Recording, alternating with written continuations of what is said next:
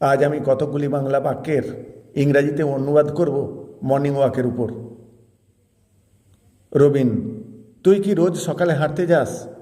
Robin, do you go for a morning walk everyday? Rupam, হ্যাঁ, আমি রোজই যাই, এটা খুব উপকারী। Rupam, yes, I go everyday, it's very beneficial.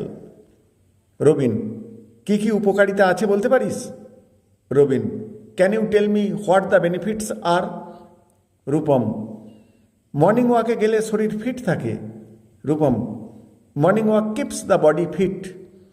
Robin, আমি শুনেছি এটা মানসিক চাপ কমায়। Robin, I have hard it reduces mental stress. Rupam, একদম ঠিক, এতে মন ভালো থাকে আর এনার্জিও বাড়ে।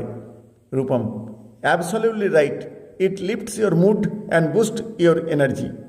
রবিন, সকালে হাঁটার সময় পরিবেশটা খুব শান্ত আর সুন্দর। Robin, the environment is so calm and beautiful in the morning. Rupam, ঠিক তাই, পাখির ডাক আর ঠান্ডা বাতাস খুব শান্তি দেয়।